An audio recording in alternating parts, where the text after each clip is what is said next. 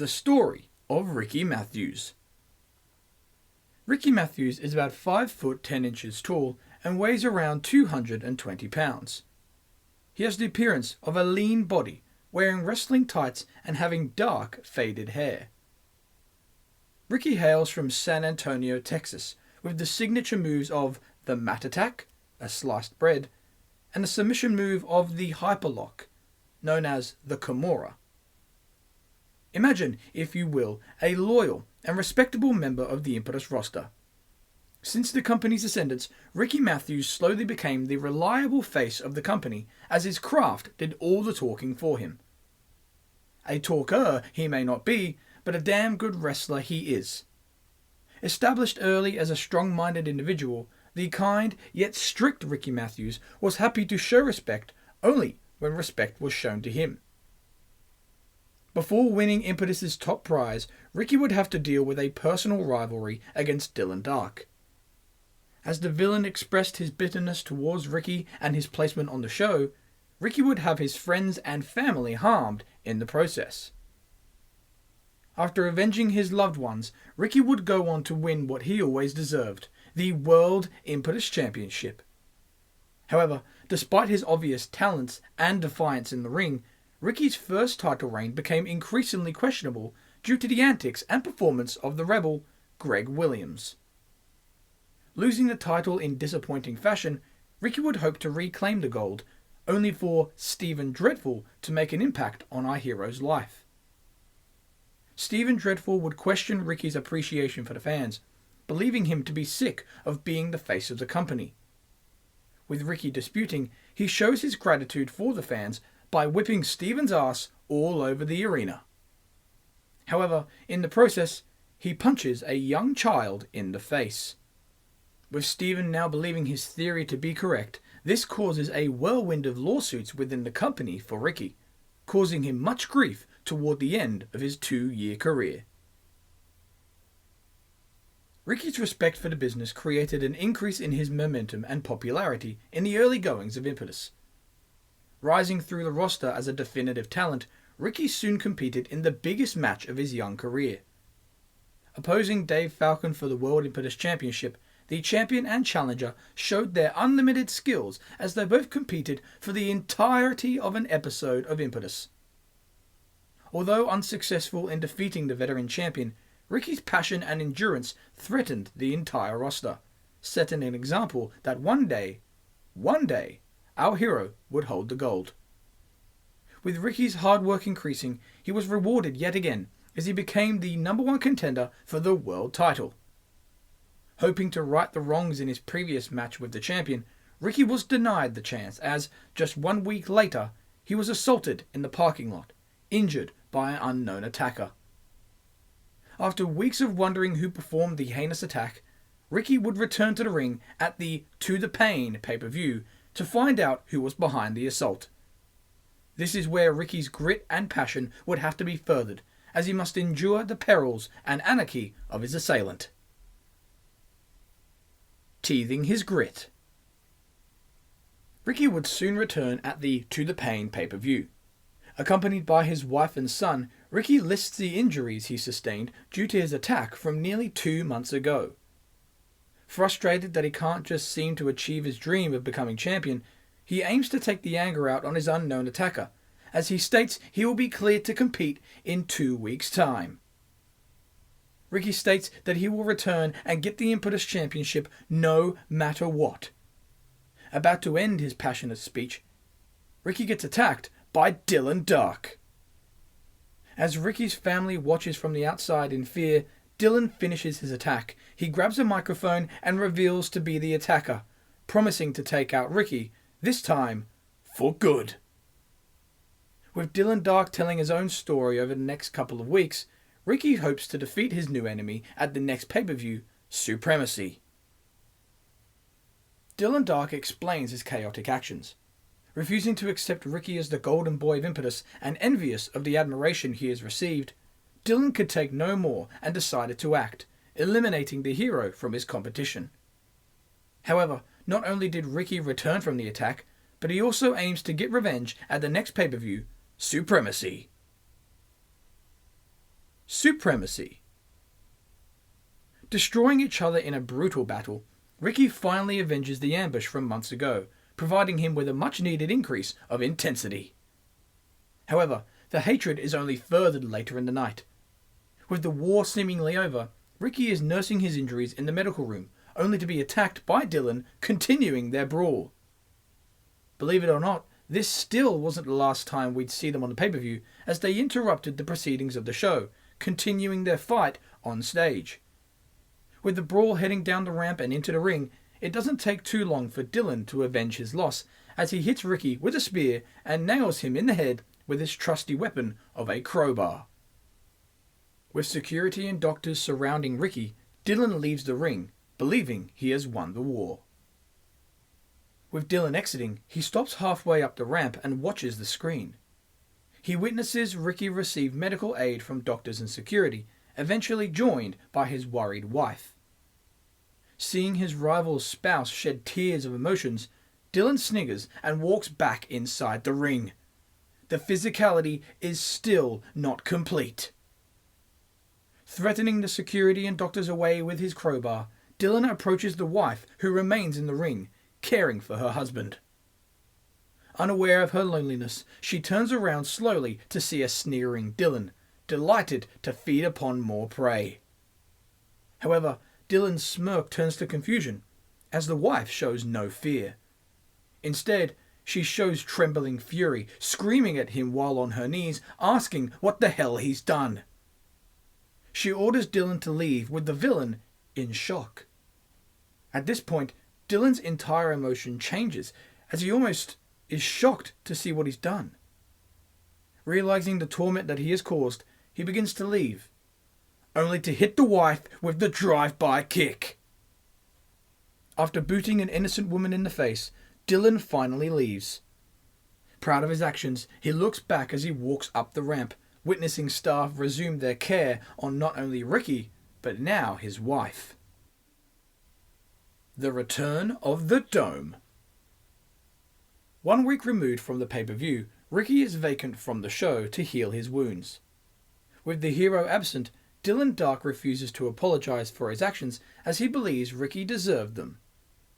Confronted by Riki's friend, Daria, Dylan is told that his badass actions haven't been due to his power, but rather his cowardice. The villain hates hearing the truth as Daria continues to reveal his true emotions to the world.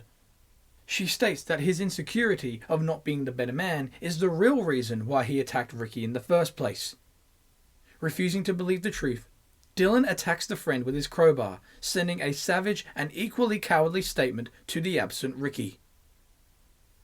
With Riki unable to help his ally, vengeance was twice as crucial, as his family and now friends have been attacked and affected by his rival.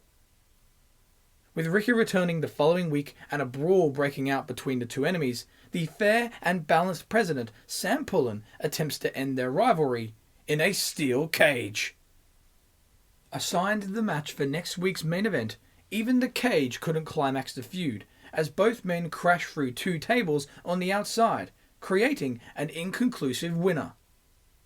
With neither man victorious, one desperate to prove his main event status and the other looking for revenge, Sam places this personal feud inside the Return of the Dome. The hellish, circular structure is on the minds of both men as they anticipate the road to the next pay-per-view, Unleashed. Unleashed. The dome steel is used to tear the flesh from hero and the villain. With both men bleeding throughout the contest, they symbolically reference the moments of their rivalry during the match. After a lengthy battle, Dylan shows his tenacity by kicking out of his enemy's hard-hitting moves. Riki hopes to end the feud by locking in his trusty submission, the Hyperlock. Dylan remains in the hold for a while until Riki breaks his arm.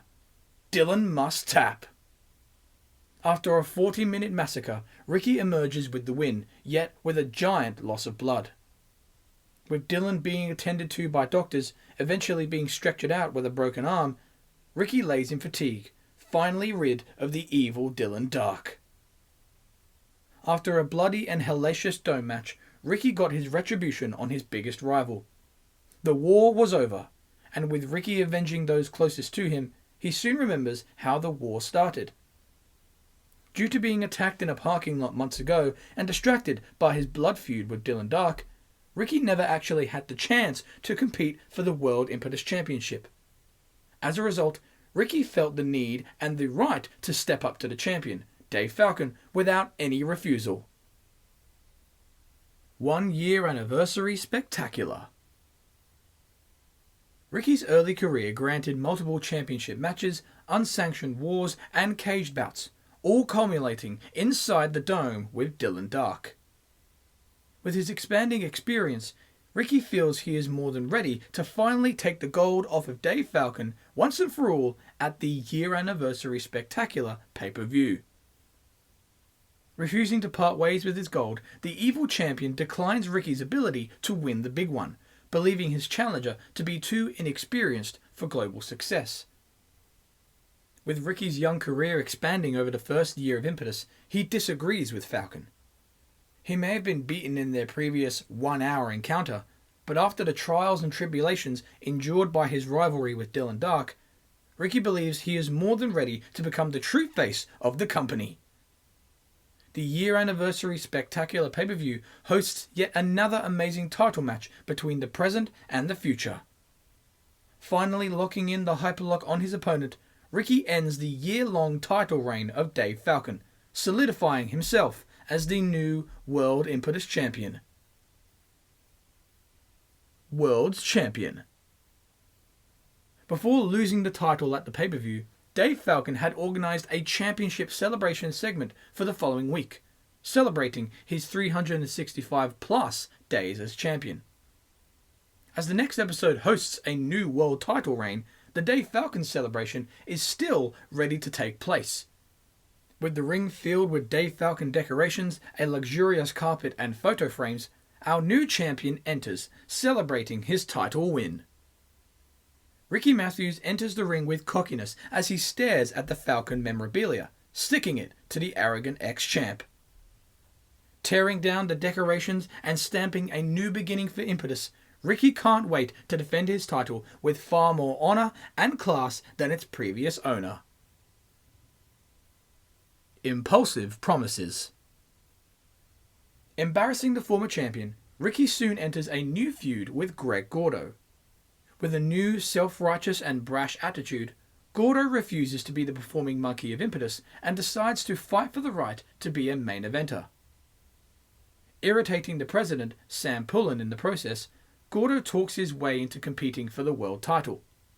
However, our champion, Riki Mathews, won't let his challenger be such a bother to him. After the year Riki has endured to claim the gold, he respectfully lets his cocky opponent know who he'll be stepping into the ring with. Riki assures Greg that there will be no talking and no complaining, just a fight. A fight to determine the better man. The chip on Greg's shoulder gets bigger and bigger as we approach the next pay-per-view, Impulse. Impulse. Gordo and Riki battle hard in the main event, busting each other open and never giving up. With both men showing tenacity, Greg is angered to see his opponent's resiliency increase as Riki kicks out of multiple hard-hitting moves. The challenger's fury only seems to double as, after hitting the Gordo cutter on the champion, Riki kicks out.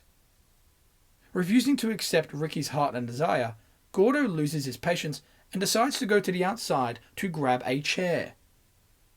As Greg prepares to attack Riki with the weapon, the official holds it, attempting to forbid the use of the illegal tactic.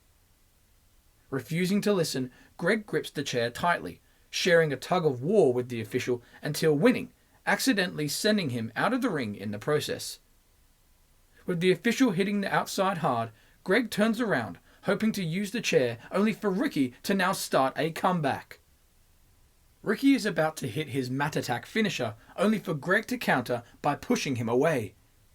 As Riki's momentum is reversed, Greg picks up the previously dropped steel chair and hits his opponent right in the face with it. Riki remains standing despite being stunned with the chair shot, only for Greg to waste little time and hit the Gordo cutter. With the official stirring and returning to the ring, he counts to 3, crowning a new champion. Greg's emotions pour out, only for them to be quickly stopped as Sam Pullen enters, furious at the current events. The boss refuses to allow the world title match to end this way and claims that Greg has failed to prove himself as a worthy main eventer.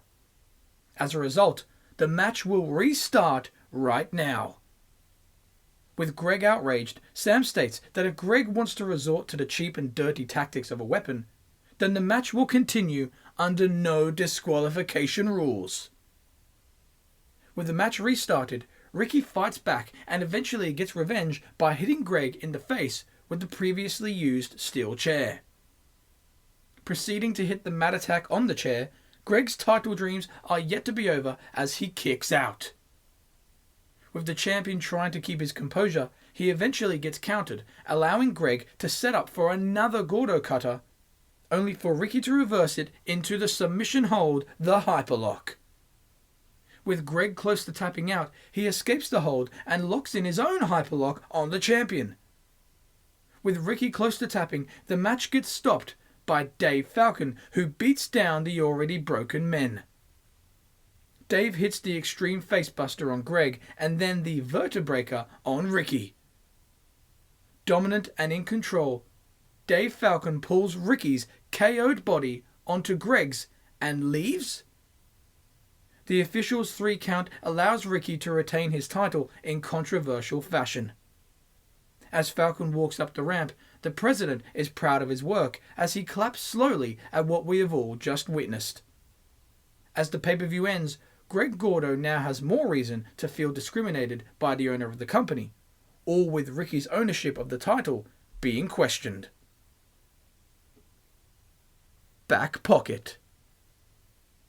A week following the controversial climax to the pay-per-view, Riki enters to kick off the show. However, he enters with irritation, holding the title to his side, treating it less passionately than usual. He claims that he doesn't feel he can raise the title proudly after what happened last week. Riki explains that Greg gave him a huge fight, more of a fight than anticipated, and will gladly admit that he underestimated him. However, all the effort and skills were put to waste as Greg resorted to cheap tactics by bringing out the steel chair. Although he hasn't exactly agreed with Sam Pullen's attitude toward him, as unpopular as it may be, Riki agrees with Sam's decision to restart the match.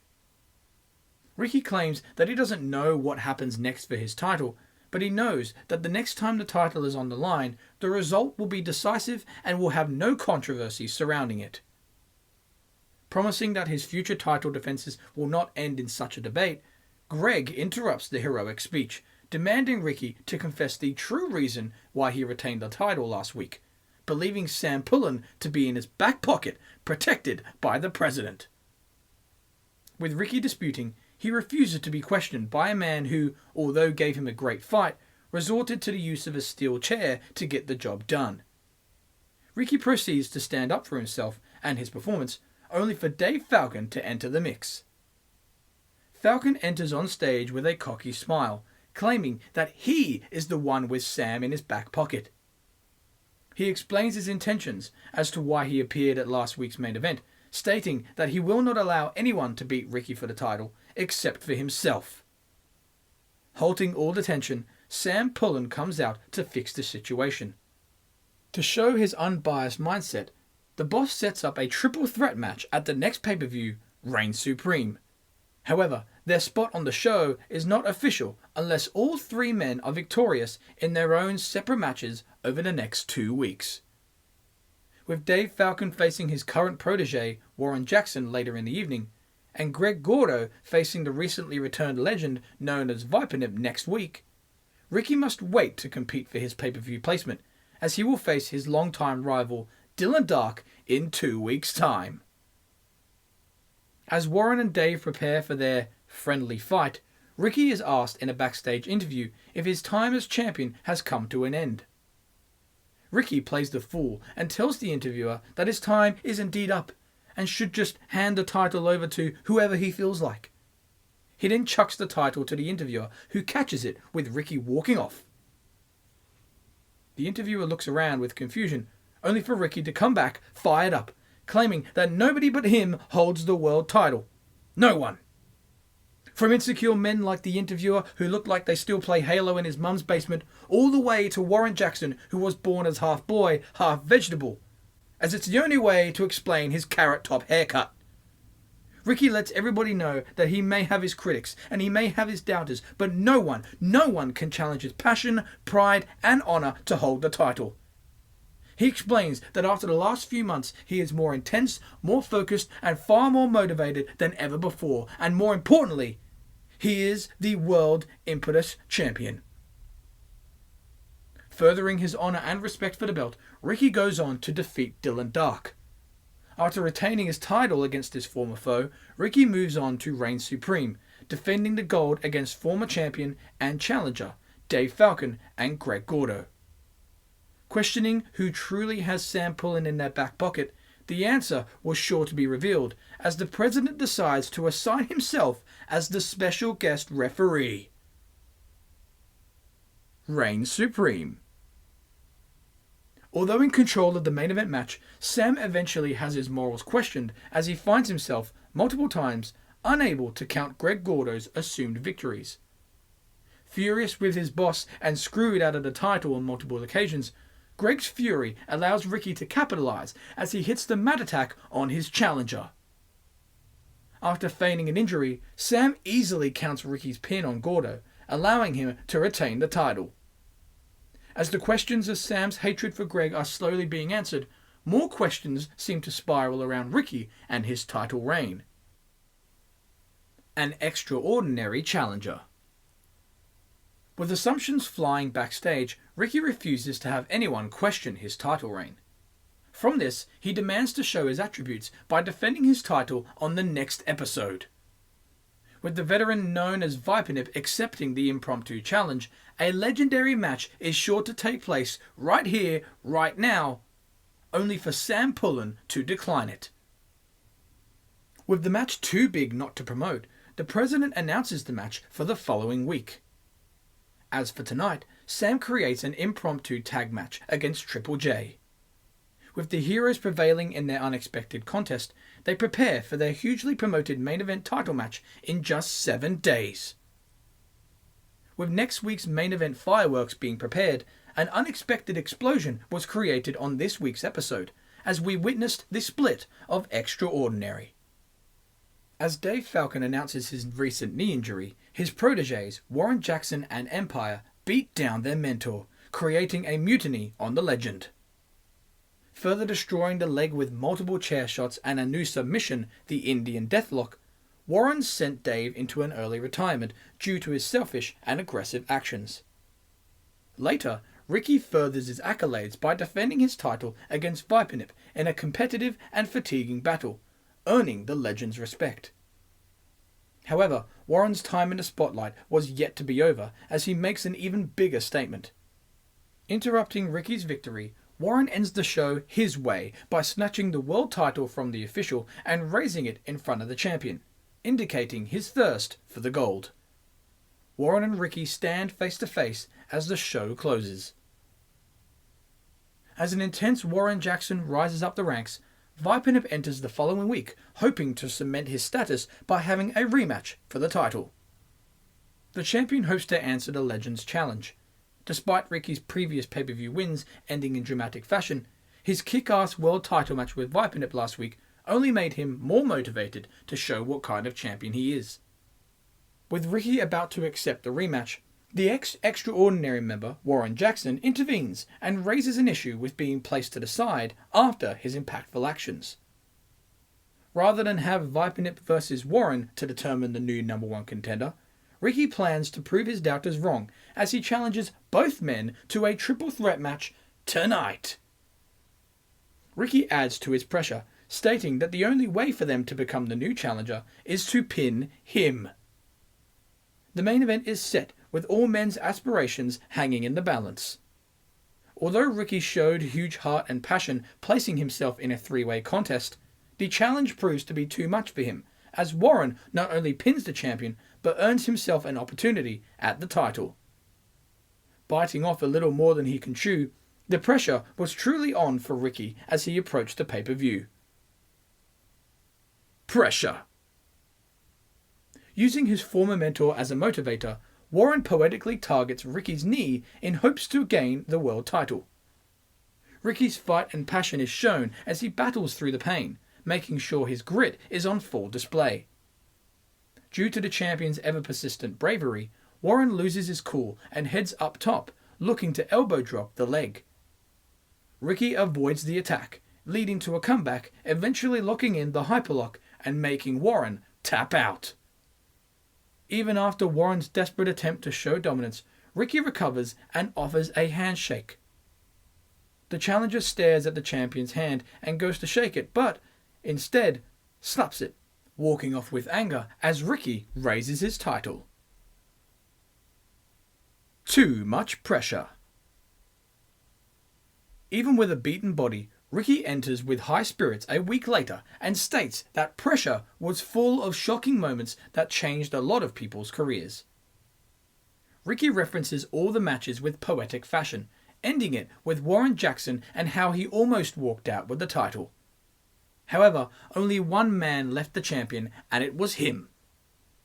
Riki gives Warren credit as he put up a huge fight and performed an almost perfect strategy. He discusses the high competition of the roster, but claims, decisive or not, that he is the champion for a reason and is the better man. Although out here a bandaged man, he couldn't be prouder. Not just proud of himself, but of Warren Jackson, who put up one hell of a fight. Riki claims that he showed last week what lengths he will go to stay the champion, and plans on doing the same thing tonight as he competes for the title yet again in the main event against the rebellious Greg Williams. The music of Warren Jackson is heard as the man enters and confronts Riki in the ring. Entering alone, Jackson tells Riki that he and everyone knows that he should be standing here the champion. Warren complains about his loss last week while pointing in the face of the champion. Riki scoffs and tells Warren to put his finger away from his face, otherwise he'll shove it up his ass.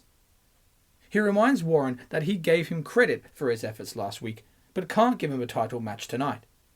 Not because he doesn't want to, but states that Greg Williams needs a fair, one-on-one battle for the title, just like Warren did last week. However, after he leaves as the champion tonight, he offers Warren a title match whenever he likes.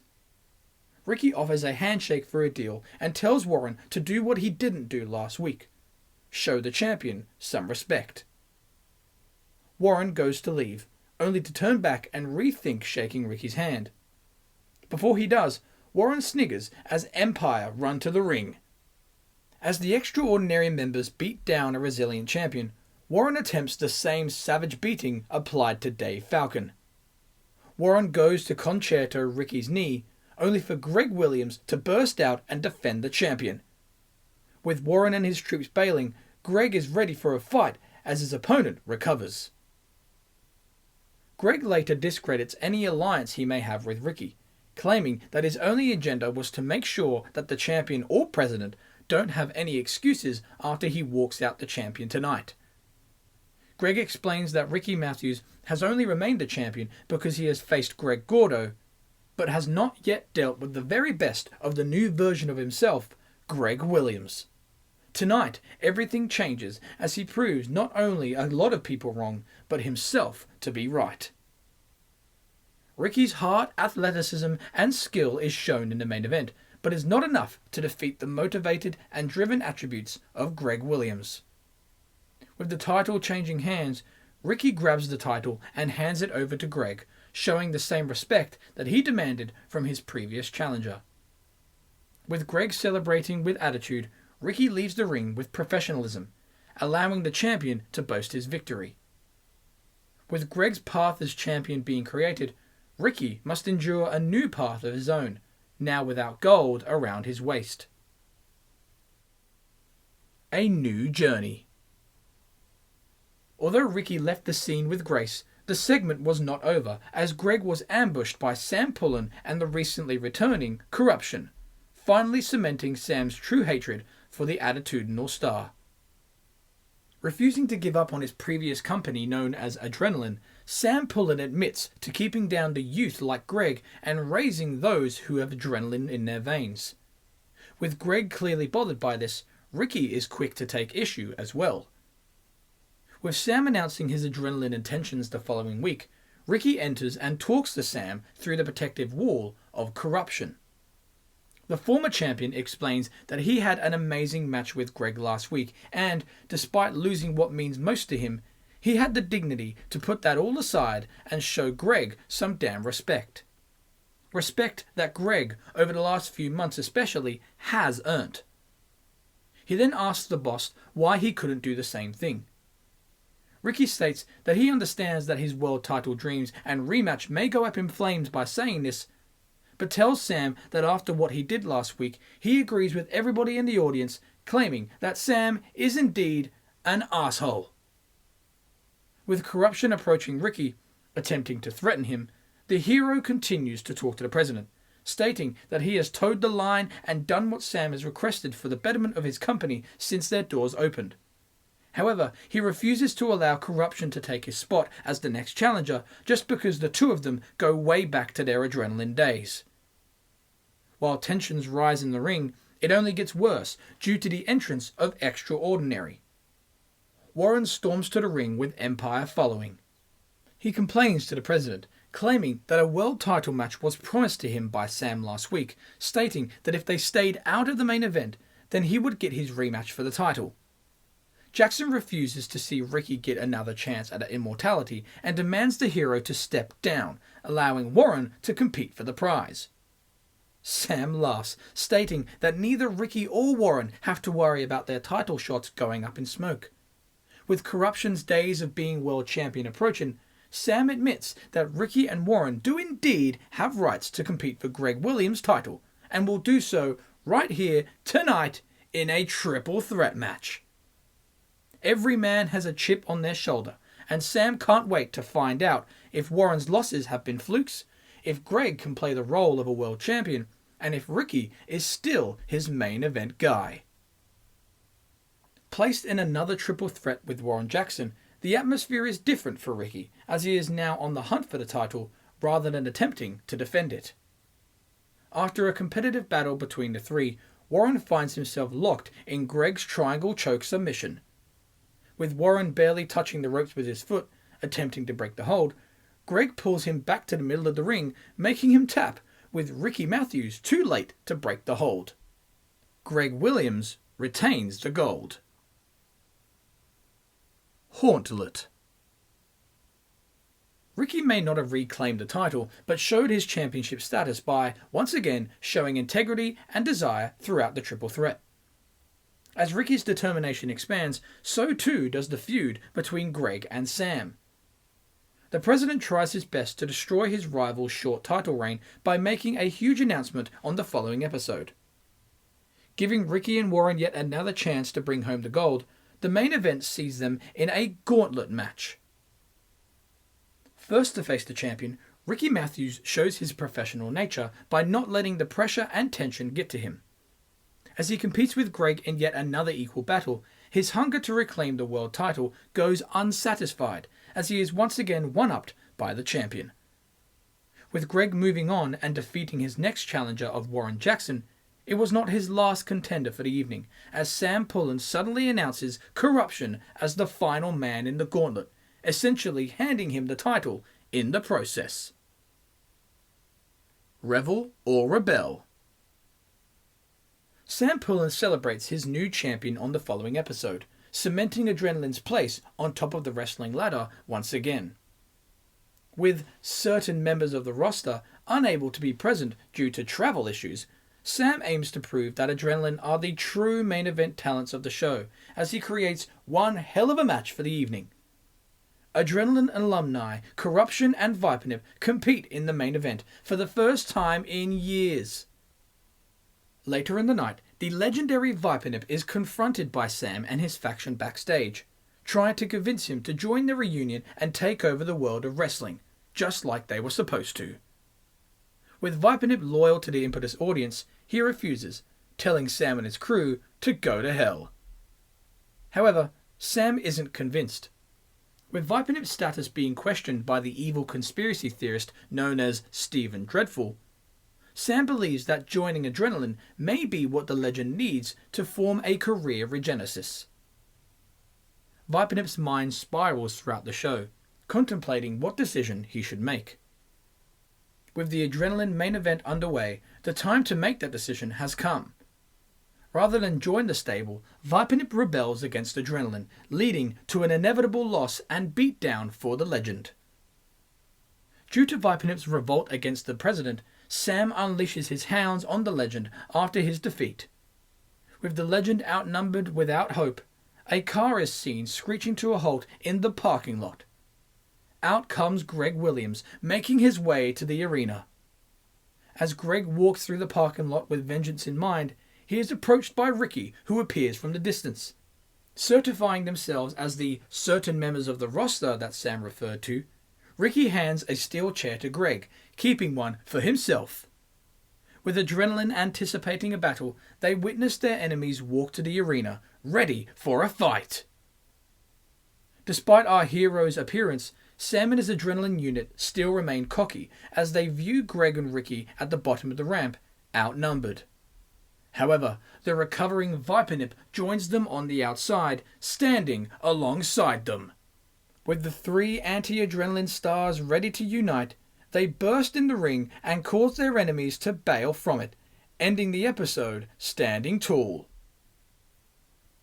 The Adrenaline invasion, Greg Williams' retribution, and Vipenip's career resurgence all make huge impacts on the show. However, it pushes Riki to the side. After winning the title in Impetus's top storyline months ago, the hero seems to be struggling to stay submerged in the show's spotlight.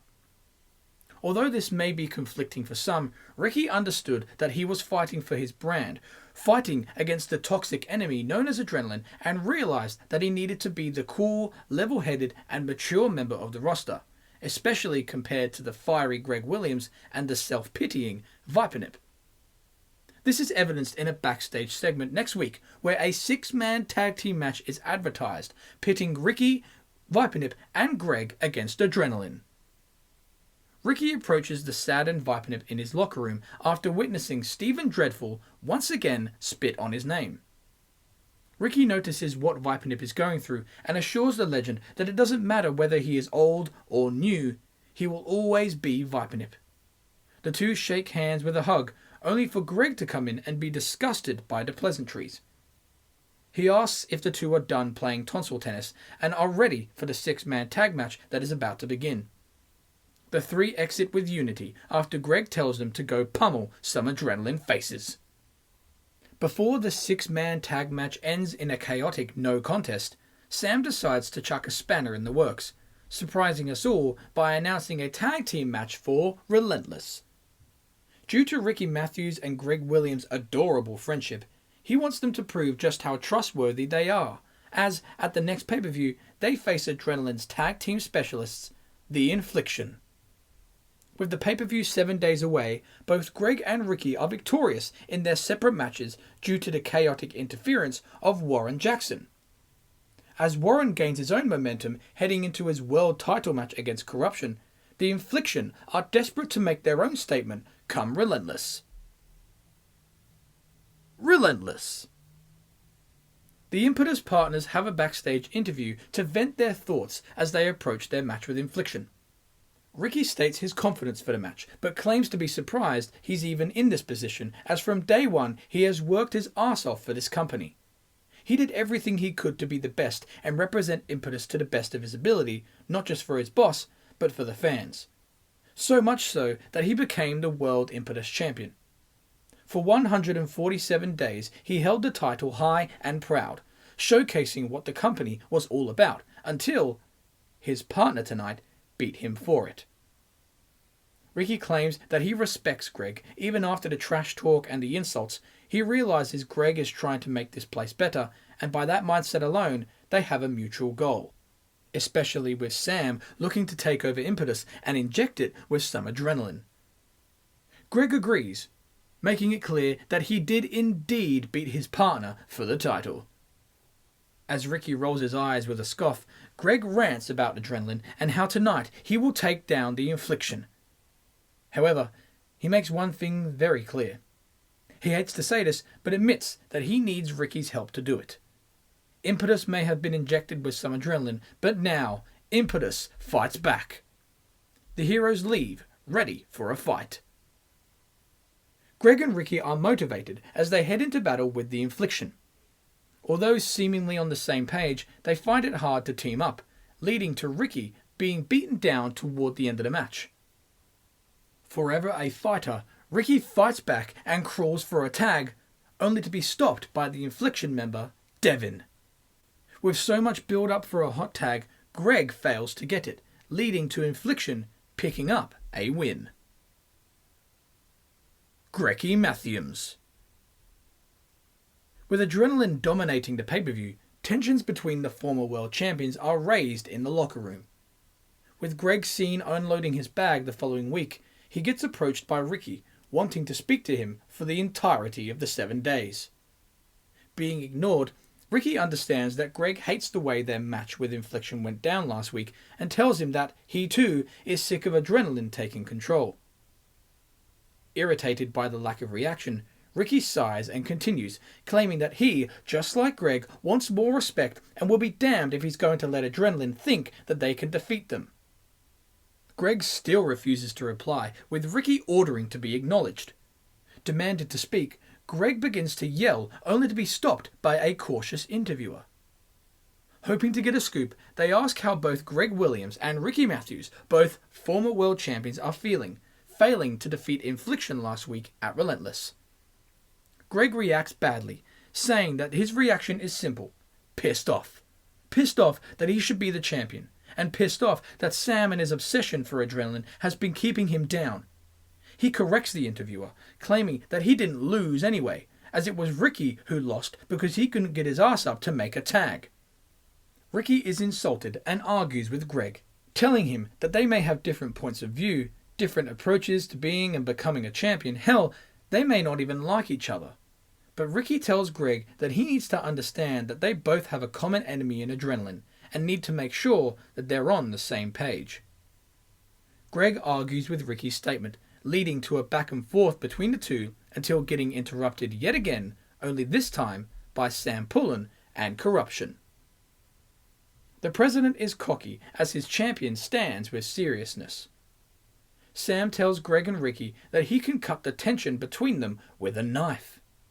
He expresses his sorrow for their terrible few weeks and quickly decides to brag about his pay-per-view victory.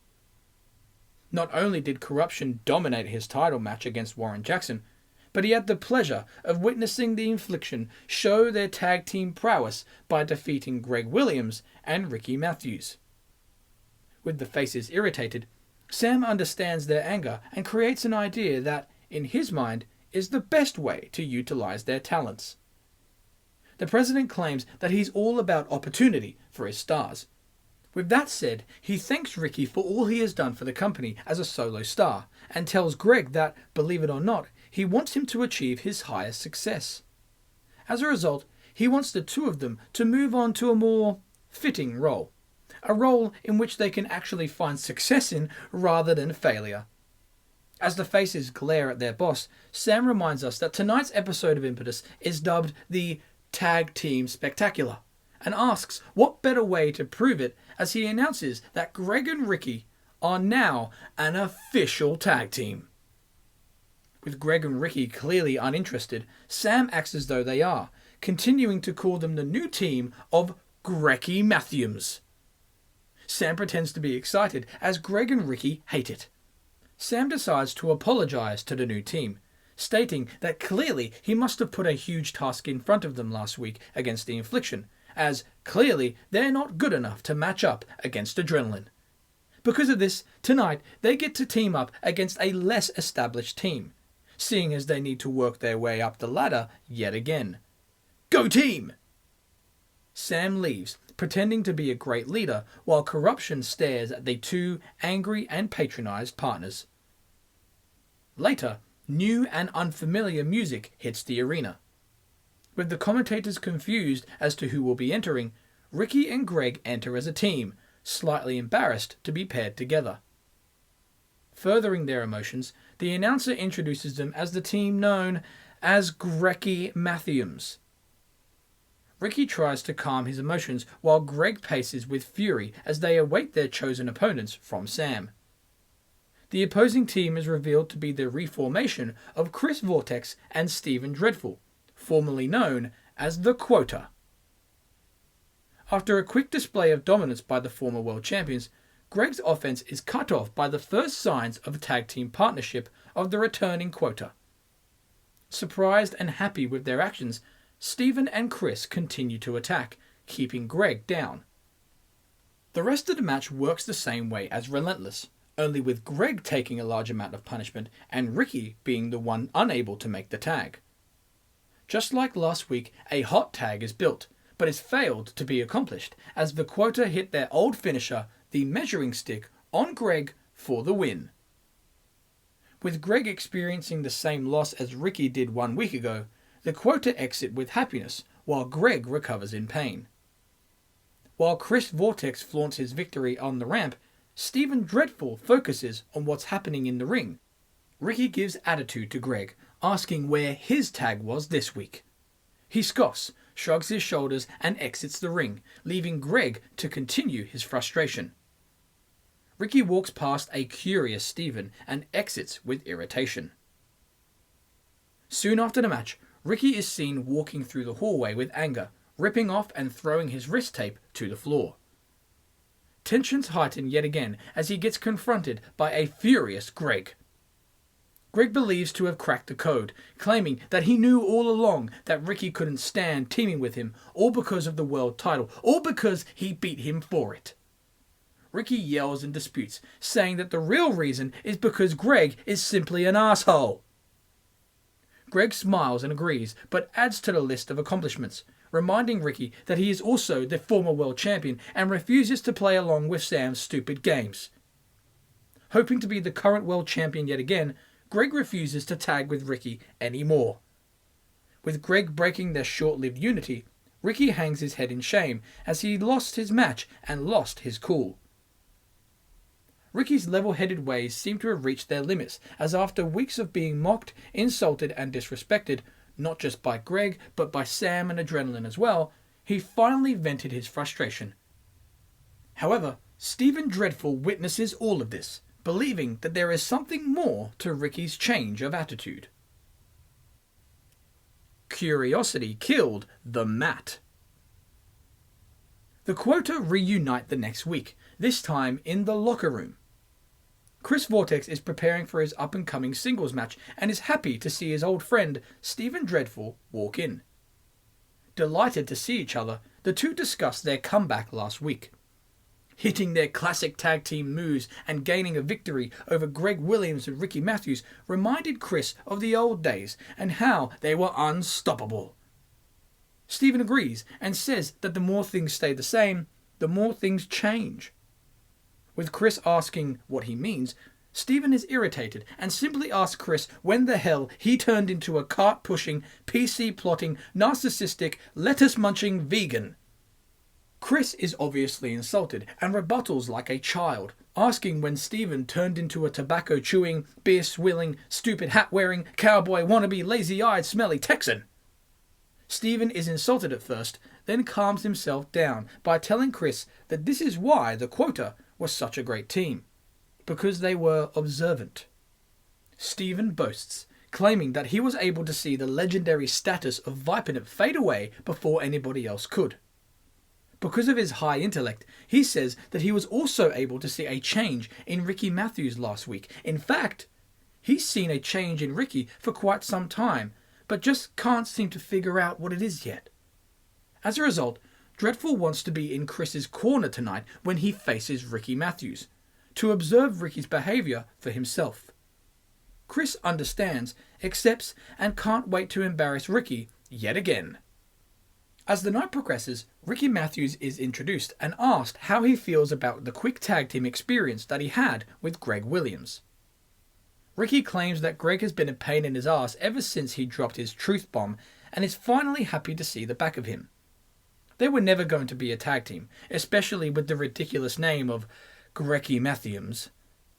Riki says that he just wants to go back to the time where everything was simple and where everything made sense, when Riki Mathews was the champion. After seeing the back of Greg, apparently his actions have interested the man called Stephen Dreadful, a man who claims to have noticed a change in him and believes to be some sort of detective. Riki says that you don't have to be a detective to figure out what he wants, and he wants his title back, and claims he will go through anyone to reclaim the most valuable prize in the business. With Stephen in Chris's corner, Riki is cautious throughout the match. Stephen makes no impact in the contest and simply focuses on Riki's actions. On the defense, Riki uses the support of his fans to motivate him back to his feet, leading to the mat attack for a win. Celebrating with confusion, Riki sees Dreadful look on with interest. Dreadful's curiosity advances the following week, as Riki faces the inexperienced Jarvis Banks in an exhibition match. Although attaining most of the offense, Riki gets his shoulder targeted. This minor setback doesn't last too long, as Riki uses the crowd's interaction to further his tenacity and win the match. As Riki celebrates, he sees Stephen Dreadful appear on the screen. Stephen congratulates Riki on his win, noting his passionate, warrior-like spirit. He mentions how over the last few weeks he's been observing Riki, tracking his every move and researching what makes Riki Mathews such a force of impetus. Over his extensive homework, he noticed that the passion and fight inside of him is generated because of one thing: the fans. Riki may claim that his desire to compete is fueled by his goal of becoming a champion yet again, but Stephen claims that the crowd are what makes Riki so powerful, and what made him the World Impetus Champion to begin with. However, he plans to make Riki and the whole world see that without the fans' help and support, Riki is simply a pathetic little man who is in way over his head. Stephen reminds the fans of his feud with Vipernyp and how the legend may have won the battle, but Stephen won the war of proving to the world that Vipernyp was nothing more than a wannabe superhero who was nothing without his accessories. Sooner or later, Stephen vows to expose Riki the same way, proving that he is nothing without the fans' help. Stephen signs off with Riki looking on in disagreement. Seen backstage with a taped-up shoulder, Riki is asked for his thoughts on Stephen Dreadful's words. Riki talks lightly of the situation and how he has many fans across the world, some of which can get a little too emotional, a little too grabby, a little too friendly, to where they start telling him about how they named their pet dog after him. On the other side, there are those that don't like him, some of which can get a little too emotional, a little too grabby, a little too unfriendly, to where they start telling him about how he looks like their pet dog. Regardless, there are people out there that know Riki Mathews. However, Stephen Dreadful is claiming that he knows something that no one else knows. He claims to understand who the real Riki Mathews is. Ladies and gentlemen, it seems as though Riki Mathews has himself a bona fide stalker. Riki lets Stephen know that if he wants to expose anything, he's going to have his ass exposed to the world, as Riki kicks it all over the arena next week, as he challenges him to a match. If Stephen wants to observe anything, he gets told to observe a middle finger from Riki as he leaves with a smile. A more aggressive and in-your-face Riki Mathews continues the following week. Before his match with Stephen, he is asked how he feels in facing a man that believes he is nothing without the fans. Shocking everyone, Riki disagrees with the statement, claiming that it is the fans that are nothing without him. Riki returns to his usual self and asks if Stephen predicted that change of persona. He tells him that he doesn't know who Riki Mathews is. However, the fans do. He doesn't know exactly how Stephen is going to prove his theory correct, but claims that he has a theory of his own. Riki predicts that in just a few moments, Stephen won't be chewing any more tobacco, as Riki will send his cowboy country ass back to Texas sipping through a straw, hitting him with the biggest mat attack of all time. Pumped up, Riki leaves with happiness. During the match between the new rivals, Steven tells the fans not to cheer for Riki, livid that they chant his name and show him support. With Dreadful showing huge dominance, Riki is able to fight back and win with his hyperlock, tapping his opponent out instantly. Steven leaves the ring and walks up the ramp in anger with a microphone in hand. He halts Riki's celebration and yells at him, claiming that if it wasn't for the crowd's involvement tonight, he wouldn't have been victorious. Dreadful is delirious as he believes that his loss tonight actually proved his theory to be correct, showing that Riki needs the fans to be successful. As a result, Steven challenges Riki to a special matchup. In order to be proven wrong, Riki must accept a match in which he doesn't have the fans to his advantage. Steven challenges Riki to an empty arena match throughout the week, where he promises the world that they will see a different Riki Mathews. Steven leaves with Riki in aggravation and confusion. The empty arena match. Riki is promoted for the Vitality match the following episode, a match where multiple battle royals take place, turmoil style. The last man remaining after all the battle royals will be the new #1 contender for the world title. However, this match will be the second match we see of Riki for the evening, as he was involved in an empty arena match throughout the week. This match will be shown tonight. With Steven Dreadful challenging Riki to an empty arena match last episode, the arena was emptied during the week, allowing the two to brawl and, in Steven's mind, allowing his theory to be proven true. A pre-recorded segment is seen, showing Riki enter an empty arena with no music and a little uneased by the lack of crowd noise. As Steven enters, he talks trash on his way to the ring, telling Riki that he will be exposed as a loser with the crowd unable to be by his side. Steven continues to talk trash for a while until taken down by Riki to start the match. Riki dominates his opponent in the empty arena, kicking his ass all over the venue, making it very obvious that he can still dominate without the fans. The brawl leads back inside the ring, where Riki hits the mat attack and instantly locks on the hyperlock, making Steven tap out once again. A completely one-sided brawl shows Riki's dominance and passion as he refuses to let go of the hold. Finally letting go of the submission, Steven leaves with pain, but more with shock as he was proven wrong. Riki gets his hand raised with seriousness, telling Steven to never question him again. Steven's Quota. Despite his elimination in the Vitality match, Riki's winning ways continue the following week, defeating the dancing gangster known as Wazzy D.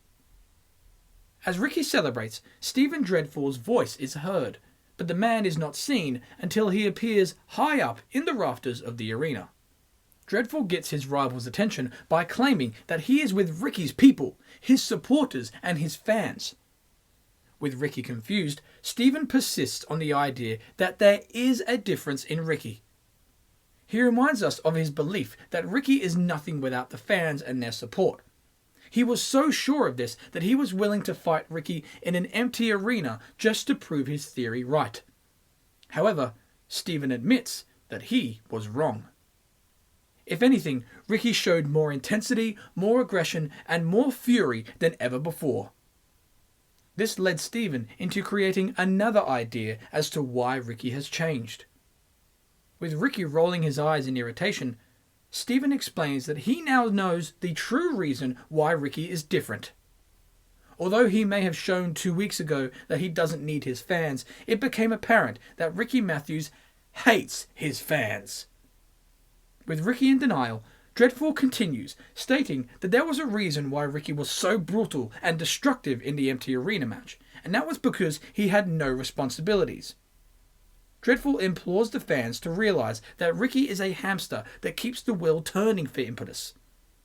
Riki is the spokesperson for this company, the radio stations, the merchandise, the charities, the media of Impetus all revolves around Riki. As a result, he can't put a hair out of line, because if he does, the stock plummets. With Riki as the heart and soul of the company, it may have found him success in becoming the world champion, but since his loss of the title, Steven claims that he has hated the fans because of what they have turned him into. Riki hates the fans for making him what he is today, and hates them even more for not allowing him to further his career. That is the change that Steven has seen in Riki. It is that theory in which Steven will prove to be true as he challenges Riki to a rematch at the next pay-per-view, Raise Hell. Dreadful goes to leave, expecting an answer from Riki the next week. However, Riki gets on the microphone instantly and tells Steven that he's got no problem in answering his challenge right now. He tells him that after all of this time of creating conspiracy theories, Steven still has no idea who Riki Mathews truly is. However, he tells him that he's surrounded by hundreds of people who do. Riki accepts the match as he can't wait to do all of his fans a favour and shut Steven Dreadful up for good. On the go-home episode of Impetus, Steven enters the ring and relays his theory on Riki, claiming that the hero hates the fans for holding him back, despite needing them for success. He demands Riki to admit his hatred to the fans. However, not tonight, but after Raise Hell, where he plans to expose Riki's true feelings toward the audience. Dreadful claims to expose the truth until his rival interrupts. Riki walks quickly to the ring and snatches the microphone off the Texan. He asks how Steven dare question the love and respect he has for the fans, as without them, every man and woman on the roster wouldn't have a job, including the two of them. Riki complains, stating that Steven came out here a few weeks ago, claiming that Riki was nothing without the fans, and now, a couple of weeks later, he's saying he hates them? He even claimed that Riki hates his own job. Riki firmly disagrees with this statement, stating that he loves his job, he loves his life and the things that he does to make Impetus the success it is today. He wouldn't trade his life with anyone, as he has had the privilege of coming out here every week doing what he loves to do in front of not only the fans, but people that he calls his family. Riki gets closer to Steven, stating that if Dreadful dare question his loyalty and care for his job and the audience, then beating the crap out of him in an empty arena match will be nothing compared to what will happen at Raise Hell. If Dreadful didn't get the hint already, Riki says that he doesn't care what he has to do, but he promises he will fight for the honour and respect that he has for the crowd. Steven grins at the heroic speech and tells Riki that he may have his fans fooled, but not him. He then makes a promise of his own, claiming that Riki's fans will see a change in him. Seeing as Riki doesn't care what he has to do, Steven asks why they can't repeat the brawl that they had 2 weeks ago. He announces that their match will now be a Falls Count Anywhere match. With Riki gladly accepting the stipulation, he creates another promise of his own. Seeing as their match can now make its way around the building, he promises Steven that he won't be the only one kicking his ass next week, as hundreds of the Impetus audience will be helping him do it. Steven scoffs, claiming that Riki is all talk and will show everyone what a fraud he is at Raise Hell. In fact, he has a right mind to expose him in front of the world right now. Riki prepares for a fight and asks Steven to try and do so. Steven prepares for the brawl, pumps up, ready to attack, only to back out, leaving the ring, waiting for the pay-per-view. Raise Hell. Before their Falls Count Anywhere match begins, Riki and Steven stare each other down inside the ring. With the bell ringing, Steven instantly escapes the ring multiple times and has fun by sarcastically communicating with the fans, pretending to care for them much like Riki. With Steven back in the ring for a third time, Riki pounces on him, unloading his frustration. After a back and forth of offense, Riki counters and beats up Dreadful around ringside area with chops. As promised, he lets the audience beat up Steven by holding his arms back and letting the fans chop him. Riki's fun doesn't stop there, as he throws Steven all around the arena, just like he said he'd do. With Dreadful taking a lot of punishment, he begs for mercy, asking Riki to stop. Riki holds up his fist, asking the fans for one more punch. Riki goes to throw the fist, but instead connects with the face of a teenaged male audience member. The match stops as the fan is now down, bleeding from the nose. With security and staff members keeping the area protected, Riki is seen with sympathy as he wants to make sure that the fan is okay. As the scene witnesses a dramatic pause, Dreadful rolls Riki up in the middle of the fans, pulling his tights and leaning his whole weight on the hero. With the referee then noticing, he second guesses his actions and decides to count to 3, crowning Stephen a victory. Riki kicks out too late, in shock, as Stephen runs away over the barricade and up the ramp in happiness. Riki is angry with the loss, but realizes the safety of the fan is more important, staying in the crowd, trying to comfort them. With the area still being protected, Riki gets escorted out by security, wanting to support the fan who is left to recover.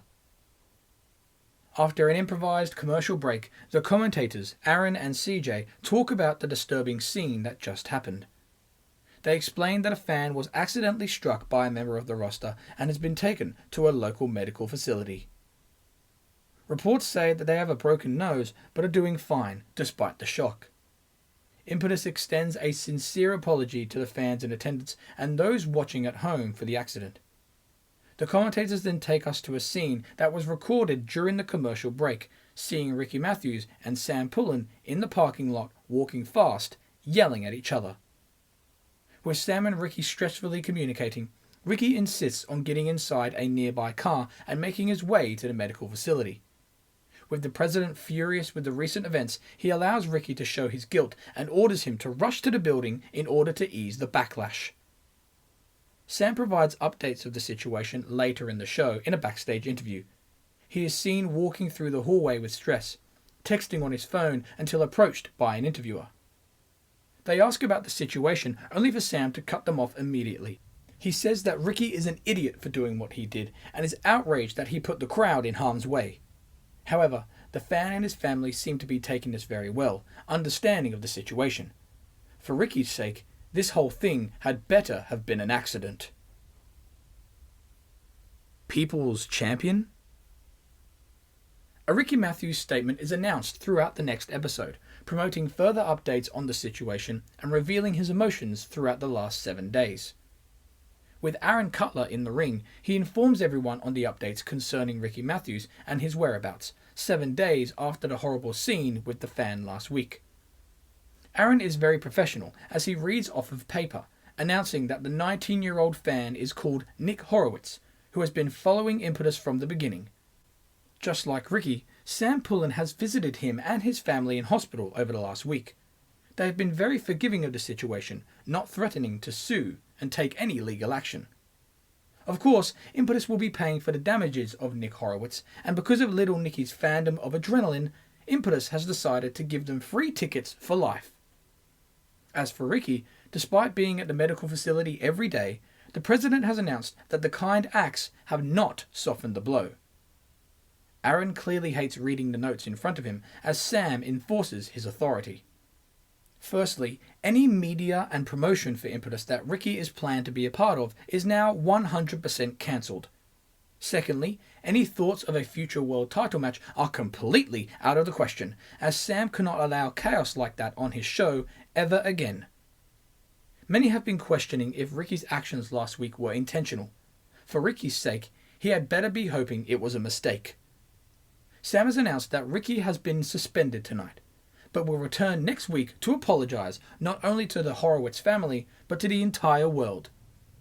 Upset with the circumstances, Aaron puts the paper in his pocket and reminds all that Riki will appear on the show next week to apologise for the accident that took place at Raise Hell, letting the fans and the Horowitz family know that it truly was an accident. Aaron hopes to move on with the show, but is stopped due to the entrance of Stephen Dreadful. Aaron is irritated to witness Stephen enter. Due to his win over Riki last week, he begins to speak with cockiness, telling Aaron that if he or any other fan of Riki Mathews is still a fan, they should be ashamed of themselves. If the fans continue to buy Riki's merch, tune in to whatever media he's on, and even cheers for him, then they are supporting a fraud, a liar, and a horrible human being. Stephen gets close to Aaron, telling him that he will not allow him to simply glance over what happened last week.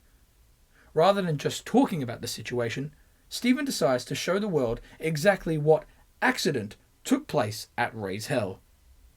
A political smear campaign video is seen, showing how bad of a person Riki is and why he shouldn't be viewed as the face of the company. However, one man who shows hope, integrity and class is Stephen Dreadful. Stephen Dreadful, a man who will fight for the people rather than with them, unlike Riki Mathews. Stephen Dreadful, a man who opposes terrible people like Riki in order to fight for the fans' safety. Back in the ring, Dreadful continues to try and devalue Riki's name until the voice of Aaron Cutler is heard, stopping the segment and dropping his professionalism. Aaron knows he can't speak for Riki, but wants everybody to know what he thinks about Stephen's speech. He wants him to know that Stephen's speech is nothing but baloney. Aaron is of the opinion that Riki's actions toward Nick Horowitz last week, although disastrous, were 100% accidental. In fact, Aaron shares a theory of his own and says that Stephen is just trying to derail Riki's career in hopes to further his own. Aaron then shares a similar theory, one in which the fans will agree with, saying that he thinks Stephen Dreadful is simply an asshole. Stephen is shocked to hear Aaron's speech and approaches him in rage. He grabs him by the collar and pushes him against the ropes.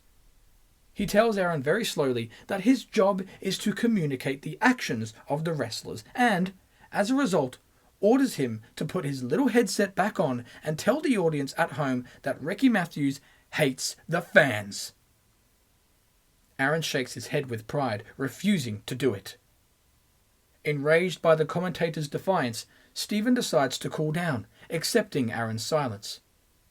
He brushes the dust off Aaron's suit and fixes his tie with respect, only to push him, sending Aaron down to the mat. With Aaron in fear, Stephen walks out the ring slowly, proud of his actions. With the villain exiting with a huge smile, Aaron is seen rolling out of the ring with rage. He follows Stephen, turns him around, and slaps him in the face. With Stephen stunned on the ramp, referees come down to stop the physicality. As officials hold Stephen back, Aaron is approached by his disappointed broadcast partner, CJ, asking what the hell he's doing. With the two eventually separated, Aaron is seen back at the commentary desk. Trying his best to regroup himself, CJ questions his partner's sanity for the slap heard around the world. Aaron returns to his professional state and moves along with the show, all with CJ being denied a conversation. Out of line. With Riki's suspension completed, he returns to the show the following week, only to stand around the ring with his fellow co-workers as Sam and Adrenaline hold a State of Impetus address. During this, Sam belittles the Impetus roster, telling them that they are nothing without him and his team. He goes through a list of stars that would perish without his guidance, eventually getting to Riki. The boss tells him that he has a lot of damage to fix after what happened to poor little Nikki and, only last week, Aaron Cutler. If Riki puts a toenail out of line, he will be severely punished. With Riki irritated, he wants to walk out, much like the others before him, only he can't. Sam states that if Riki walks out on Adrenaline, he walks out on the Horowitz family and his duties as a hero. Riki stays put, wrapped in guilt. Later in the night, Sam is flustered with his Adrenaline plans being tampered with. His irritation increases as Stephen Dreadful enters his office with fury. Still embarrassed from last week, he asks the president how he could just allow a useless commentator to get physical with a fighter like himself. Sam is flustered, telling the cowboy that he has little time to deal with his problems. Stephen is insulted. Little time? Little time to deal with an unsolicited assault? He manipulates the boss, claiming that now he knows how the Horowitz family feels, as he has grounds to sue. Sam is suddenly threatened and tells Stephen to calm down, asking him what he wants. Stephen wants to handle this the right way, the Adrenaline way, and regain his dignity. Sam asks how, with Stephen demanding a one-on-one match with Aaron Cutler. With Aaron verbally confused over commentary, Sam accepts the match, allowing justice to be served immediately. Dreadful leaves with delight as an impromptu match with the commentator has been made. Aaron is then seen, understandably perplexed, wondering what the hell is going on with CJ laughing at him. After a moment of silence, it seems as though the match is now official as Stephen enters, staring at Aaron with a grin, telling him to get inside the ring. The commentator refuses to move until Dreadful approaches him, yelling at him. Slowly being forced into the ring, Aaron witnesses a confused referee appear, ready to ring the bell for the following contest. As the bell rings, Stephen orders his opponent to lay down and be pinned. Aaron realizes the embarrassment it will cause him, but obviously wants no physicality with Stephen. The commentator drops to a knee and then lays on the floor, allowing Stephen to cover for a lame win. Refusing to have his arm raised by the official, Dreadful tells Aaron to raise his arm instead. Aaron reluctantly does so and is ordered to go back to his announce desk. Before Aaron can leave, Dreadful turns him around and slaps him in the face, payback from last week. Happy with his victorious actions, Stephen begins to exit with his chin held up high. After being embarrassed, slapped, and even witnessing his own broadcast partner laugh at him, Aaron decides to attack Stephen, sending him to the corner of the ring. The quick yet ineffective strikes allow Stephen to finally take over offense, beating Aaron down. Now in control, Stephen slaps the commentator around for a while, laughing at his pathetic attempt to seem heroic. Fed up with the scene, Riki Mathews storms out and strikes his rival down. Stephen bails to the corner where Riki batters him with punches until the referee tries to get between them, pulling Riki toward the middle of the ring. Separating the enemies for a moment, the official attempts to approach Riki, only for our hero to still be in fight mode and punch him right in the face. Clearly intending the punch to be for Stephen, Riki looks down at the fallen official and paces in frustration, realizing what he's done. Stephen exits slowly with a grin, allowing Riki to feel bad for his actions once again. After another unannounced commercial break, Aaron is back at the commentary desk alongside CJ as they talk about what they just witnessed. Aaron believes that there's going to be hell to pay for Stephen Dreadful. CJ agrees that there will be hell to pay, but for Riki Mathews, as he put way more than a toenail out of line this evening by striking down an official. As they move on to the next segment, we are all left wondering what the ramifications for Riki will be. Riki's apology. An in-ring interview segment is announced and seen on the next episode, having Riki questioned by the color commentator, CJ. With the official from last week accompanying them in the ring in the background, CJ welcomes Riki and reminds us all of the terrible acts that he performed over the last few weeks. With Riki feeling attacked, CJ introduces the official from last week, Mike Chatton. If Riki's actions have truly been accidental, CJ believes he'll have no problem in apologizing. Riki stares at CJ, aware that he is trying to ruin his reputation, and snatches the microphone off of him. As much as some people would like to spin this in order to make him look bad, Riki has got no problem with walking out here and apologizing for a mistake he has made. As a result, he hopes Mike Chatton and the entire world can not only forgive him for last week, but for what happened since Raise Hell. Riki continues only for Stephen Dreadful to appear on the screen, backstage. He tells Riki that it's all well and good to apologize to an official, but there's one more apology he needs to make in front of the world. Stephen walks off frame, leaving those in the ring confused. Eventually, the villain enters, but with the entire Horowitz family following him. With Nick seen in a nose guard, Stephen talks with a snigger at the bottom of the ramp. Despite Riki visiting them in the medical center, Stephen has gotten to know the Horowitz family also, and claims that Mr. Horowitz isn't convinced that Riki's apologies have been genuine. Especially after what happened last week with Mike Chatton. As a result, Stephen is glad to escort the kind family out here and provide Riki the chance to apologize to them in front of the world. A flustered Riki speaks, claiming that he doesn't understand why he's been painted as some sort of villain. He gladly apologizes once again and tells Mike, Nick, and his entire family, and anyone else who has been affected by the mistakes, that he is sorry for the trauma. If there's anything he can do to show his guilt, then he will gladly do it. Actually, Dreadful gets in the ring and goes face to face with Riki, telling him that there is something he can do. He can fight for them.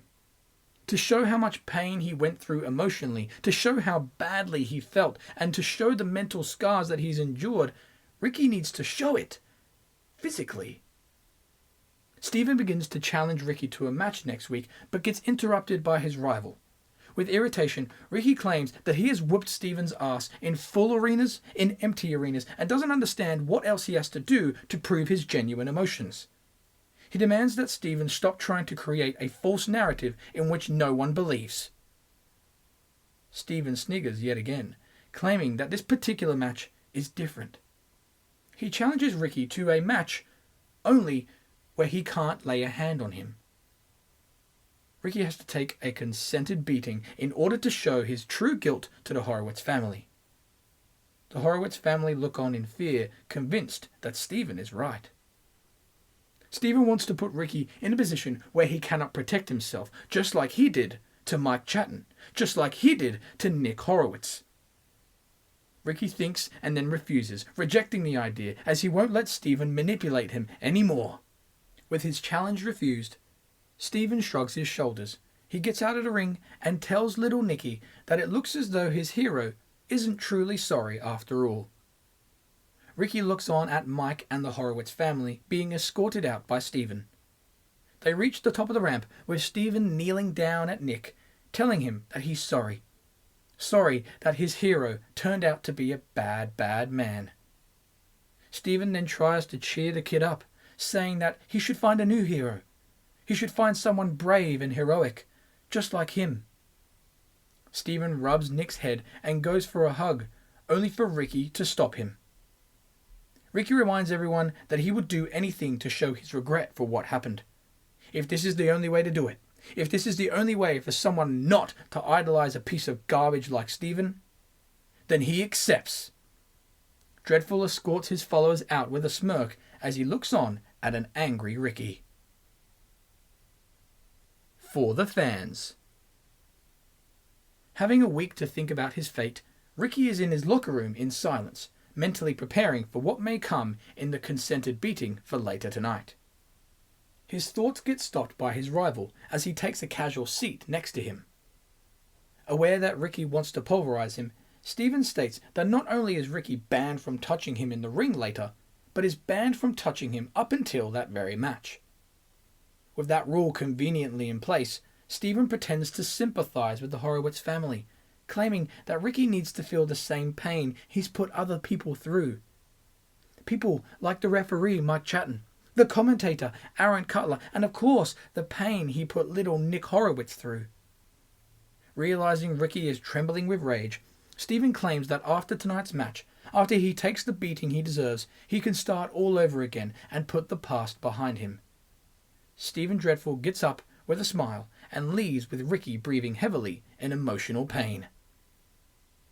The consensual beatdown is ready to begin as Riki enters with anxiety, knowing what he must do to prove his guilt.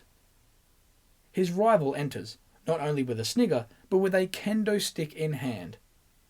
Riki hates to do it, but does nothing in the match, allowing Stephen to attack him with a savage beating.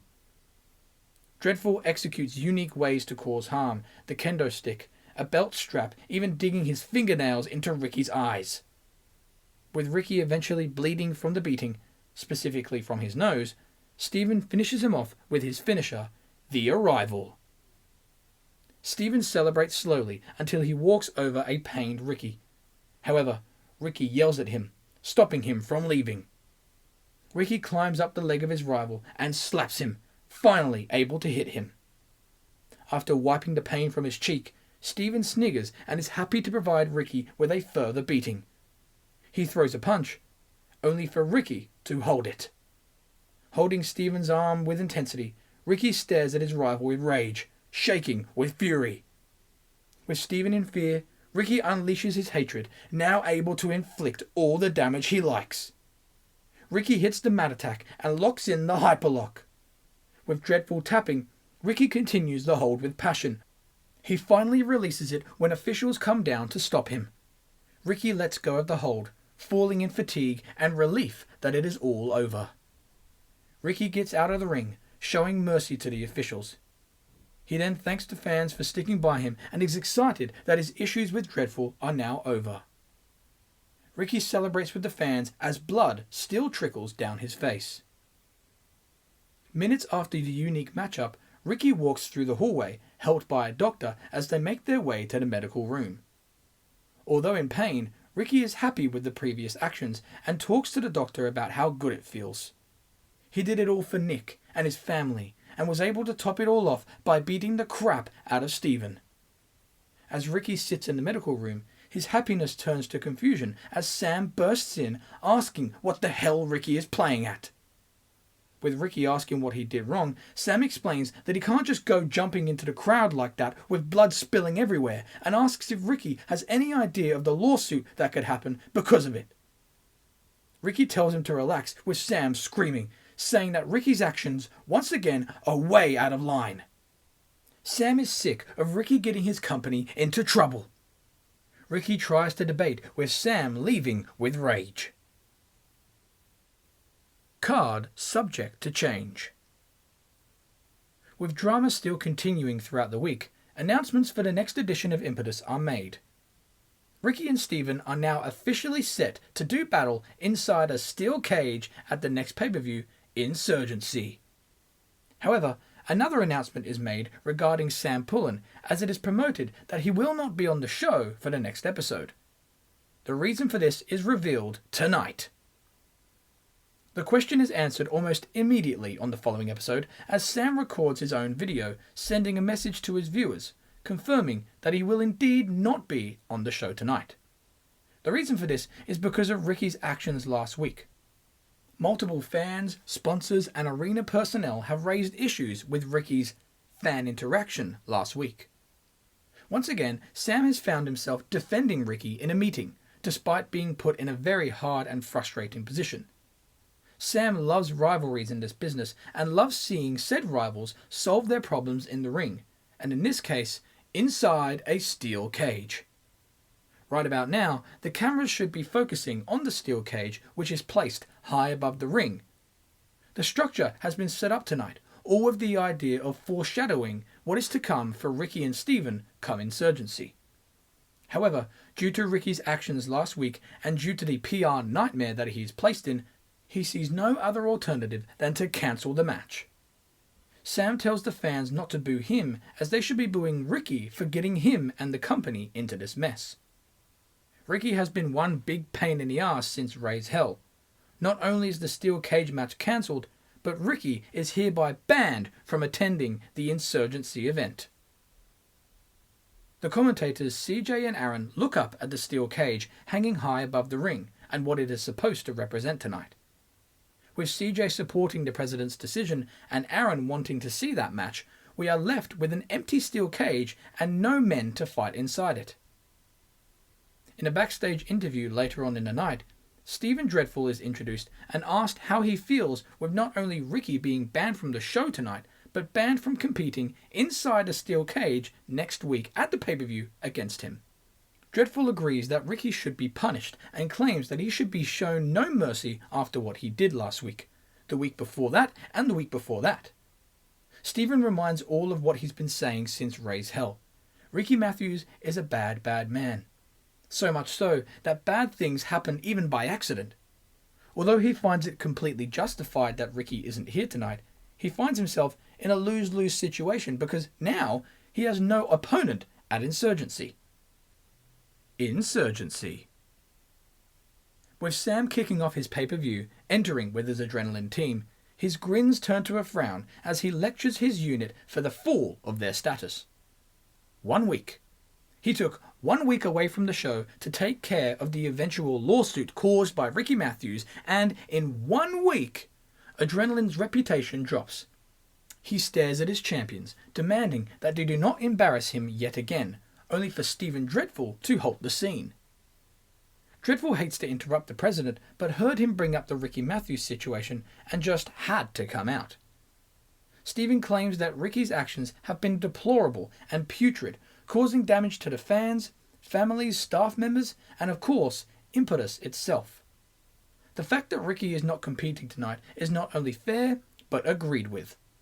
However, he sees no reason as to why he should miss out on a pay-per-view paycheck when he has done nothing wrong. As a result, Stephen respectfully asks for a match against a man less dangerous and less company-damning than Riki Mathews. Sam is insulted, asking who Stephen thinks he is by interrupting his segment on his own show. Riki Mathews may have lost his mind over the last 2 months, but if it weren't for Stephen calling him out in the first place, none of this would have happened.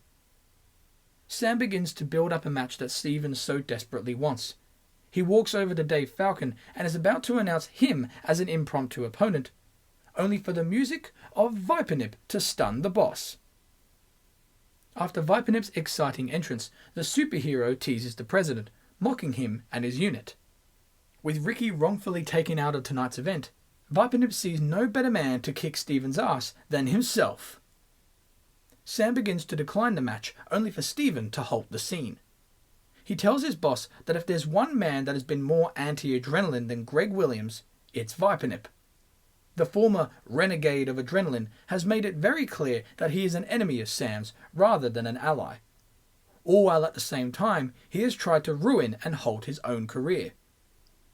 Hoping to make his boss proud, Dreadful demands a match with the superhero. Sam obliges and allows the impromptu match to take place.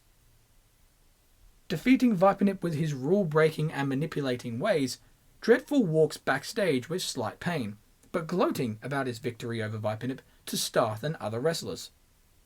He then comes across the Essentials and bonds with them over their mutual success against Vipernip, despite the results being tainted by the cheating tactics. Then Vipernip rocks up, judging them. He tells them that it seems as though the three are getting along really well. He says hi to the Essentials, being nice until he stops the bullshit, telling them that ever since they beat him, they have been taunting him, mocking his moveset, telling everybody that they toppled the great and almighty Vipernip. He tells them that it is actually possible in this industry to get some fluke wins. The tag team disagrees, stating that they can beat any man and any team that step in front of them. Vipernip applauds them for their confidence and claims that, if that's the case, they shouldn't have a problem facing a particular team next week. The team consisting of himself and the returning Riki Mathews. The Essentials agree with little confidence. With Vipernip happy for the match, he leaves the trio of villains to strategize. The lawsuit. Losing to both the Essential members weeks prior, Vipernip intends on avenging his losses alongside the returning Riki Mathews, who has now completed his suspension. With Riki happy to put the recent drama behind him, he is ready to do battle, teaming with the legend. With Vipernip starting as the legal man, the bell rings, only for Riki to be attacked instantly and struck off the apron. With Riki recovering on the outside throughout most of the match, Vipernip must battle without his partner. The legend takes punishment for a while, but finally fights back and gets a hot tag to Riki. Riki unloads on the Essentials, leading to Vipernip hitting the Viper Buster and Riki hitting the Mat Attack. With the match seemingly won, Sam Pullen interrupts everything. He enters on stage instantly, demanding that the official, Mike Chatton, does not move a single muscle, as he doesn't want to put him in any further danger. He tells Riki that he and Vipernip can't just make their own matches, especially after the 2-week suspension. The reason why this match isn't happening is because Riki has some business to take care of before Sam gives him permission to be in action. Sam pulls out legal papers that were not declared by Stephen Dreadful, not by Mike Chatton or even Aaron Cutler, not even by the Horowitz family, but by Sam Pullen himself. That's right, Sam is suing Riki Mathews for defamation of the company and ordering him to pay the fines caused by his actions. Until Sam gives permission, Riki will not be competing until he signs the papers. Sam tries to hand over a pen to Riki, telling him to sign it. After Riki refuses, Sam shrugs his shoulders, claiming that if Riki won't accept his responsibilities, he suggests he gets out of his ring, out of his arena, and out of his damn company. Sam exits, leaving Riki and Vipenip to discuss what actions should be made. After a quiet debate, Vipenip convinces Riki to leave the ring for his own good. Riki leaves the ring with anger, while Sam sniggers on stage. Snatching the legal papers from his boss, Riki exits with anger. Sam chuckles at his power and furthers his authority by suppressing Vipenip. He claims that the current match hasn't actually been cancelled, as it will continue right here, right now, in a 2-on-1 handicap match. With the bell ordered to be rung, Vipenip glares at his despicable boss. However, this causes a fatal distraction as the Essentials instantly hit him with the answer finisher for the win. This isn't the last time that Vipenip would have anything to do with Riki Mathews. In fact, it proved to be the start of a long journey ahead. Later in the night, the matchmaker of Impetus, Gillian Day, has a backstage interview. She is asked how she feels about her former friends, Triple J, picking up a victory earlier in the night.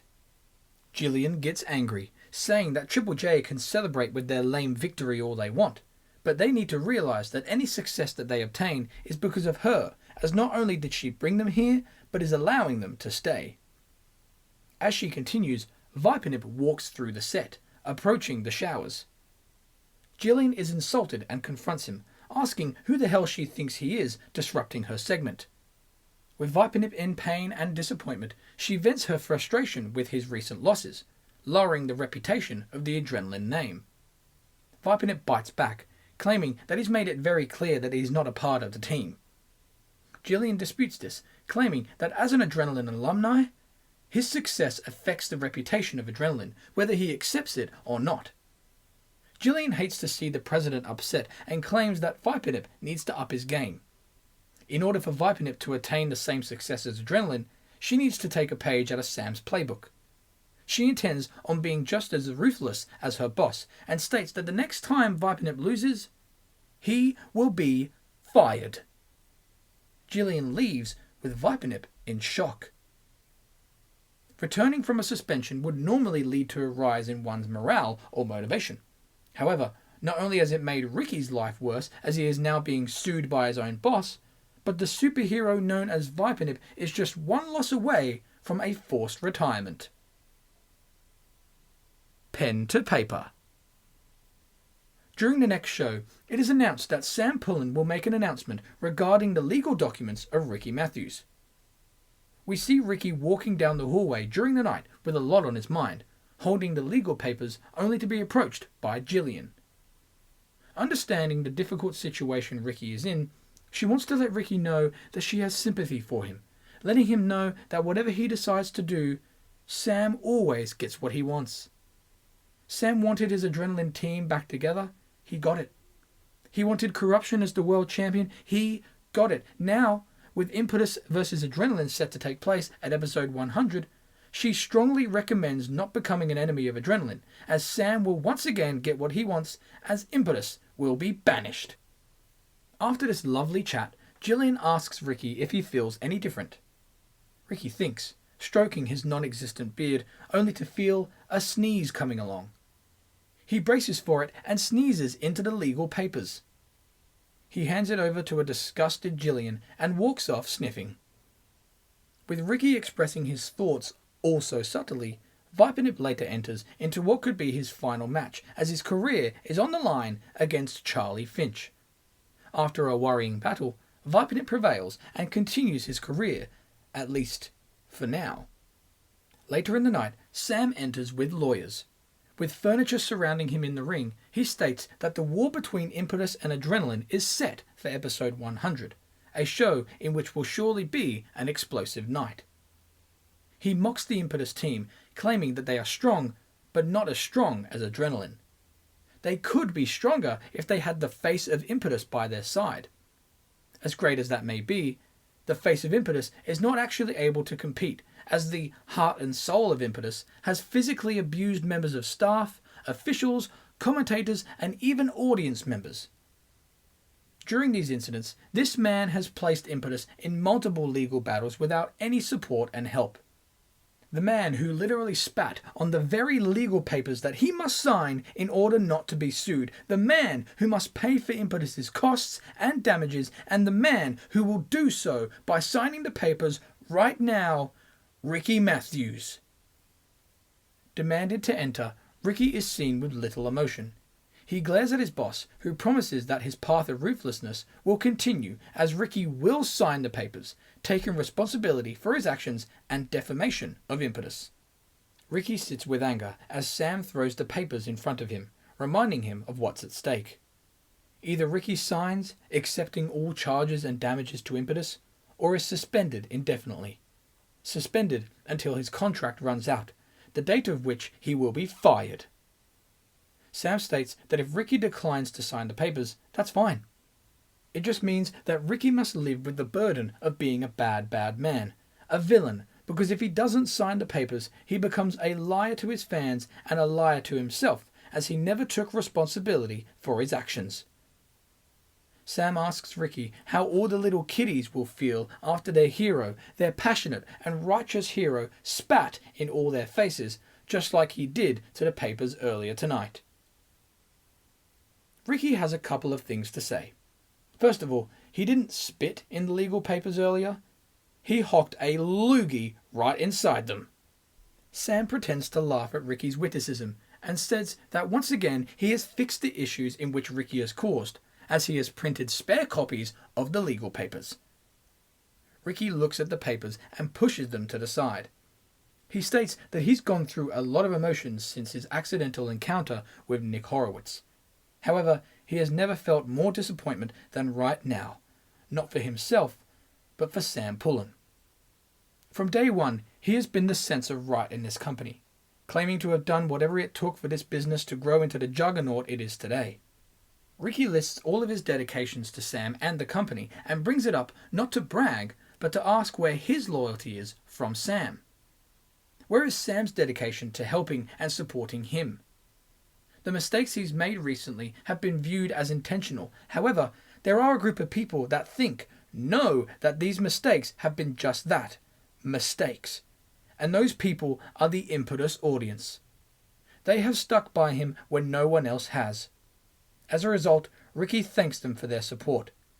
However, he cannot thank his boss, as from the beginning of this entire thing, Sam has always pointed the finger. Riki was worried about what signing the papers would do, making him a hypocrite, making him admit that the mistakes he's made have been intentional. He realizes now, looking at those in attendance, that he would rather die as a good man than live as a bad one. Riki tells Sam that he doesn't care what he does, as he will not sign the papers, telling Sam that he can shove them up his arse. Riki throws the papers at a furious boss and exits, showing love for his fans. As Riki walks up the ramp, Sam halts the music being played and continues to speak. He appreciates the heroic speech, telling Riki that not only did he just walk out of his responsibilities, but he also just walked out on his fans, as he is yet again suspended until further notice. Sam throws the microphone down, with Riki looking back at his boss with hatred. Riki apologizes to the fans and leaves. Courier. Vipin vents his own frustration the following week as he gets in the ring and notes that after nearly 100 episodes of a TV show, you'd think those involved would be on the same level. You'd think after nearly 2 years of this company, everyone would live in perfect harmony. However, there has never been more tension, more hatred in the back than right now. Why? Because there is a divide in the locker room, as you're either with Impetus or with Adrenaline. Vipin explains that as an Adrenaline alumnus, he was expected to join the Green Team. However, they realized pretty quickly that it was not the path that he wanted to go down. As a result, it seems that whenever a threat to Adrenaline forms, they not only assault them, but then threaten to fire them. It happened to Greg Williams, Gary Federline, Riki Mathews, and sooner or later it will happen to Warren Jackson, just like it is currently happening to him. Vipin explains that he cannot lose a match, otherwise he will be fired. He promises to do the same thing that Team Impetus will do at episode 100, as they will not stop fighting until adrenaline ceases to exist.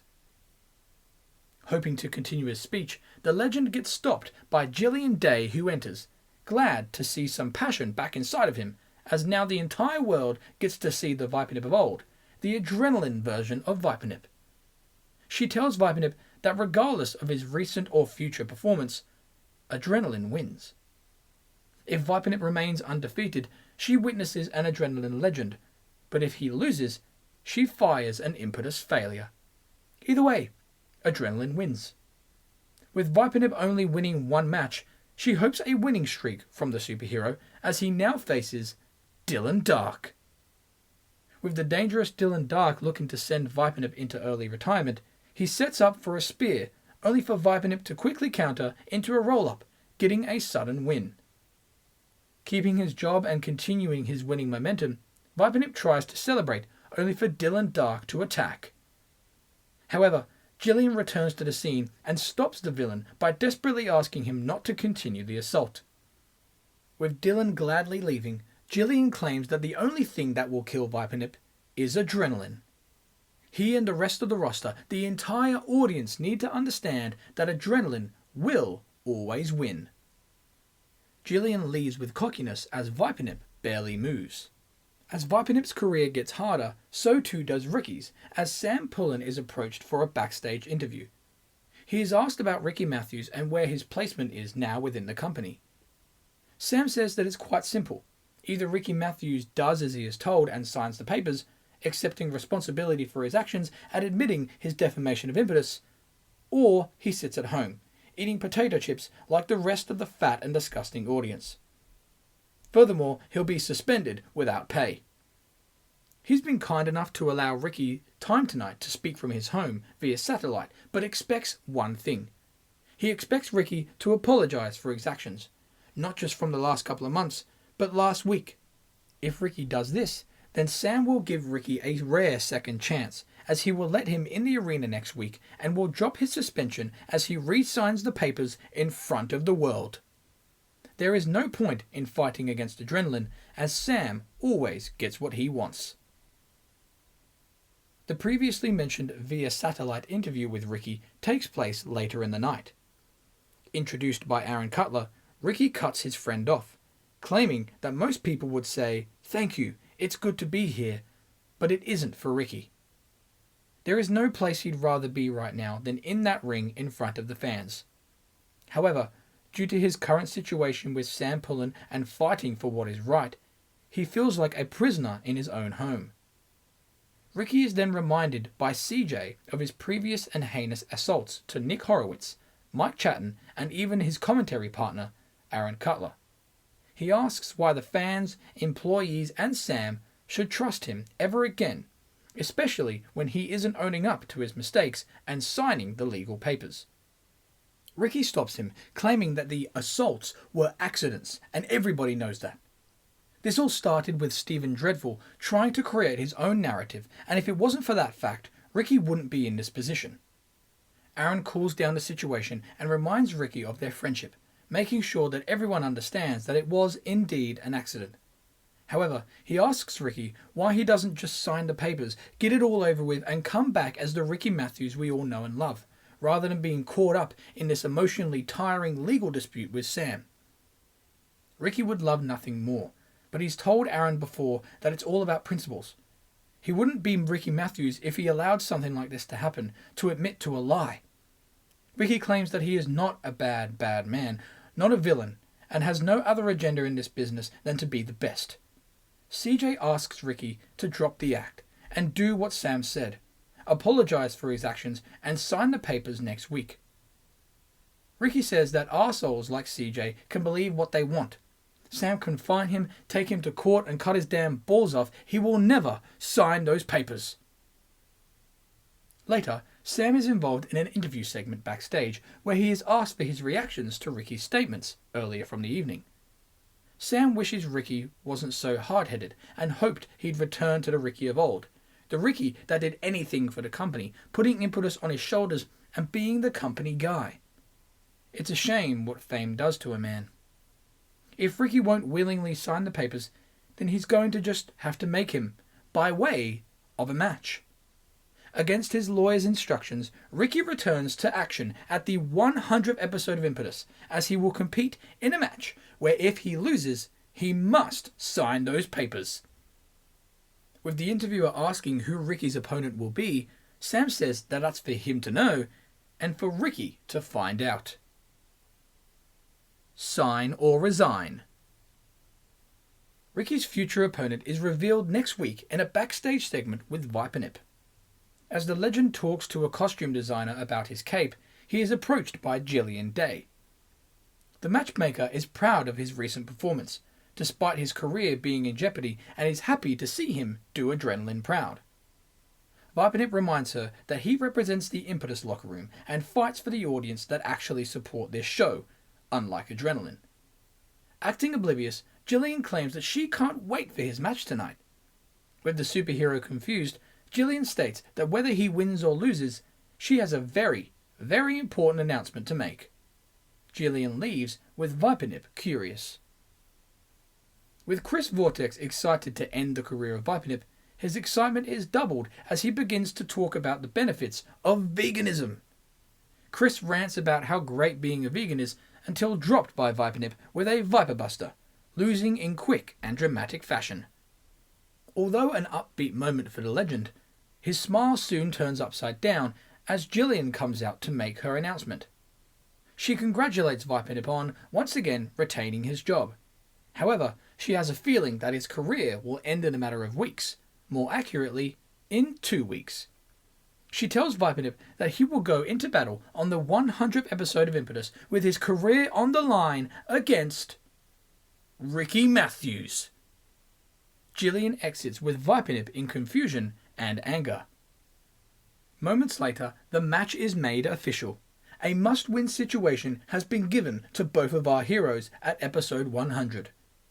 If Riki Mathews loses, he must give in to the rules and declarations of the evil president by signing the legal papers. However, there is more to lose for Viper, as if he is defeated by Riki, his legendary career is over. Essential momentum. The president kicks off the next episode with a few cocky announcements. Making his own Adrenaline plans for the evening, his excitement builds as he announces that Riki Mathews will be competing tonight. Despite his lawyer's advice, Riki will be teaming with the man who he faces next week at episode 100, Viper. The two will compete against the opponents they wanted to face a few weeks ago, the Essentials. It may seem as though Sam is giving the heroes what they want, giving them a chance to get revenge on Viper's loss from that night. However, he is always 7 steps ahead. This match allows them to show exactly who they're facing next week.